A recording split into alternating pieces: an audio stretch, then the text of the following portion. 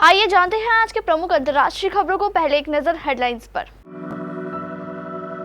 कश्मीर में आतंकी हमलों के बाद एक्शन में सरकार, अमित शाह कर रहे हैं high level meeting. Elon Musk के बाद राहुल गांधी का भी आया ईवीएम पर बयान, बोले चुनावी पारदर्शिता पर उठ रहे हैं गंभीर सवाल। मंत्रालय देखकर माथा ठोकने लगे हम, बिहार आते ही मांझी का चौंकाने वाला बयान। कुवैत अग्निकांड के मृतकों का शव पहुंचा घर, मचा कोहराम। धर्मेंद्र प्रधान ने माना एनटीए में सुधार की जरूरत, बोले गुनहगार को नहीं छोड़ेंगे। हमास के लड़ाकों ने बख्तरबंद गाड़ी को विस्फोट से उड़ाया, 8 इजरायली सैनिकों की मौत। यूक्रेन युद्ध खत्म करने के लिए पुतिन की शर्तें खारिज। जोमैटो का हो सकता है पेटीएम का ये बड़ा बिजनेस, 1500 करोड़ में होगी डील। चंदू चैंपियन का रिकॉर्ड तोड़ कलेक्शन, कार्तिक आर्यन ने योद्धा को पछाड़ा। और बाबर आजम पर तंज मार रहे थे शाहिद अफरीदी, रमीज रजा ने अच्छे से सुना दिया। जम्मू कश्मीर में हाल के दिनों में हुए आतंकी हमलों के बाद सरकार एक्शन की तैयारी में जुट गई है। केंद्रीय गृह मंत्री अमित शाह रविवार 16 जून को नॉर्थ ब्लॉक में केंद्र शासित प्रदेश में सुरक्षा हालात का जायजा लेने के लिए बैठक कर रहे हैं। वह आतंक निरोधी अभियानों को तेज करने के लिए गाइडलाइन भी देने वाले हैं। गृह मंत्री 29 जून से शुरू होने वाली वार्षिक अमरनाथ तीर्थ यात्रा की तैयारियों में भी समीक्षा कर रहे हैं। इस बैठक में कई वरिष्ठ अधिकारी भी शामिल हुए। अमित शाह की हाई लेवल मीटिंग ऐसे समय में हो रही है जब 3 दिन पहले ही प्रधानमंत्री नरेंद्र मोदी ने इसी तरह की एक बैठक की थी।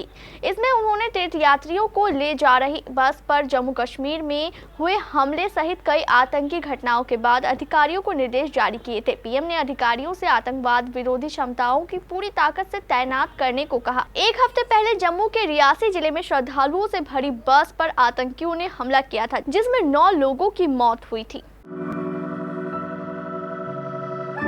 हमारे देश में लोकसभा चुनाव खत्म हो चुके हैं और अब कई राज्यों में विधानसभा और उपचुनाव की तैयारियां हो रही है, लेकिन एक बार फिर ईवीएम का जिन जाग उठा है। दरअसल विदेश में भी ईवीएम के जरिए चुनाव की पारदर्शिता पर सवाल खड़े हुए हैं। इसी को लेकर कांग्रेस नेता राहुल गांधी ने भी देश में ईवीएम के जरिए हो रहे चुनाव पर तंज कसा है। आपको बता दें कि लोकसभा चुनाव में भाजपा ने 240, कांग्रेस ने 99 लोकसभा सीटों पर जीत हासिल की है।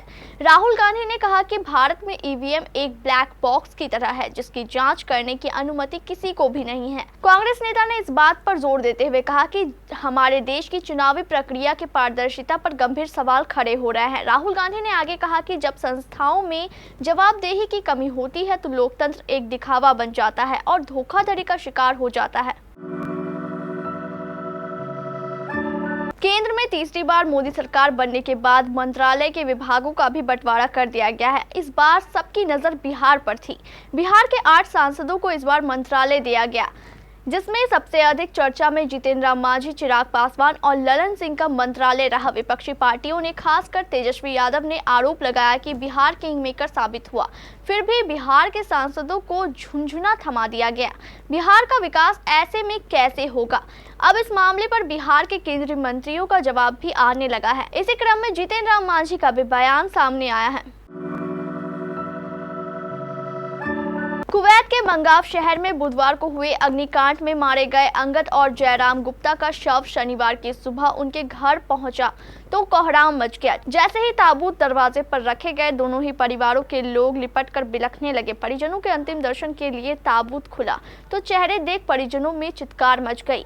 छोटे से बड़े तक हर कोई चीख पुकार कर एक दूसरे को पकड़ पकड़ कर रो रहा था। बाद में शव को घाट पर ले जाकर अंतिम संस्कार कर दिया गया। शनिवार सुबह 8:34 पर तहसील प्रशासन की देखरेख में एयरपोर्ट से शव वाहन द्वारा अंगद गुप्ता का शव गोरखनाथ क्षेत्र के चटेपुर उत्तरी स्थित मिठाई लाल के घर होते हुए पास उनके आवास पर लाया गया।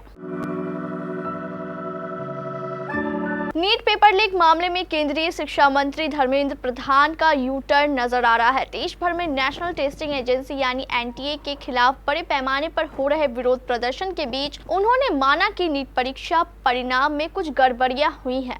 जो भी बड़े अधिकारी इसमें शामिल पाए जाएंगे उन्हें बख्शा नहीं जाएगा। उन्होंने ये भी माना कि एनटीए में सुधार की जरूरत है।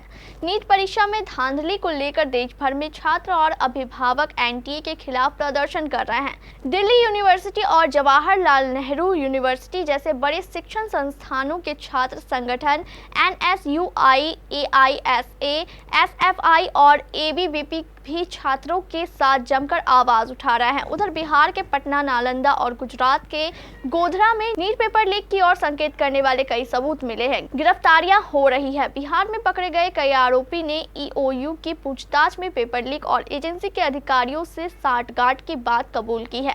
अब केंद्रीय शिक्षा मंत्री ने भी नीट में गड़बड़ियों की बात मानी है। इजराइल की सेना ने शनिवार को कहा कि राफा सीमा के पास दक्षिणी गाजा में उसकी सेना पर हुए सबसे घातक हमले में 8 सैनिक मारे गए।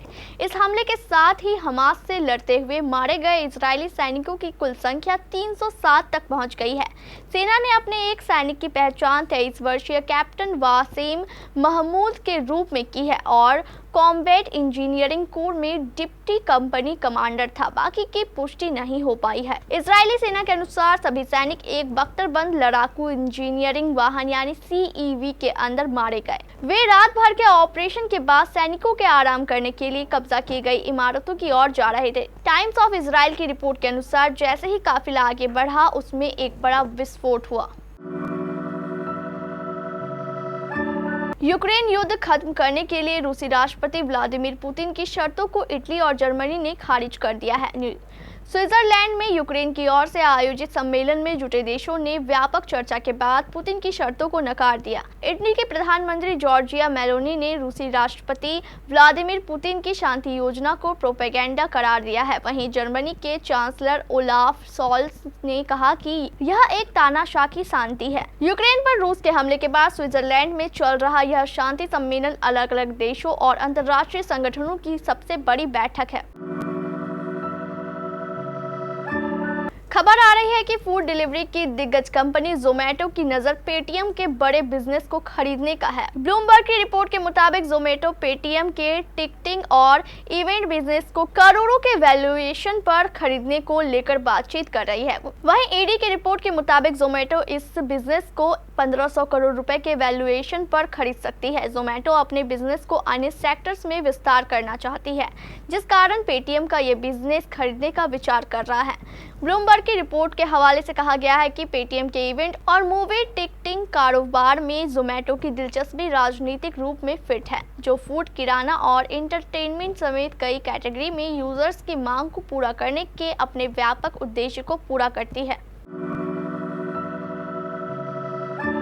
Kartik Aaryan starrer film Chandu Champion theatres में छा गई है। 14 जून को पर्दे पर दस्तक देने वाली फिल्म ने रिलीज के 2 दिन में 10 करोड़ का आंकड़ा पार कर लिया है। यहां तक कि फिल्म ने दूसरे दिन के कलेक्शन में सिद्धार्थ मल्होत्रा की फिल्म योद्धा को मात दे दी। ट्रेंड एनालिस्ट तरन आदर्श के मुताबिक चंदू चैंपियन ने पहले दिन 4.50 करोड़ रुपए से बॉक्स ऑफिस पर खाता खोला था। दूसरे दिन कार्तिक आर्यन की फिल्म का कलेक्शन बढ़ा और वीकेंड के चलते फिल्म ने 7.70 करोड़ रुपए दमदार कलेक्शन किया। इसी के साथ घरेलू बॉक्स ऑफिस पर फिल्म ने कुल 13.10 करोड़ रुपए कमा लिए।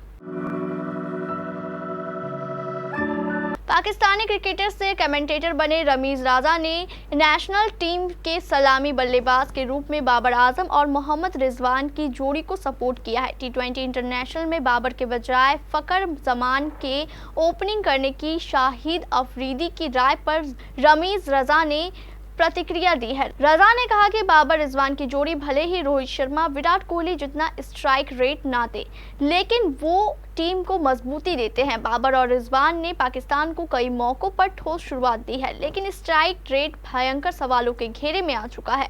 रमीज रजा ने क्रिकबज़ को बताया, पाकिस्तान के पास जो कुछ है उसे देखते हुए आप विकेट खोकर शुरुआत नहीं कर सकते। बाबर आजम और मोहम्मद रिजवान आपको रोहित शर्मा या विराट कोहली जैसा स्ट्राइक रेट नहीं दे सकते, लेकिन आपको कम से कम मजबूती तो देते हैं। और इस पाकिस्तानी टीम को टूर्नामेंट के लिए जैसा बैटिंग ऑर्डर मिला है उन्हीं के साथ खेलना होगा।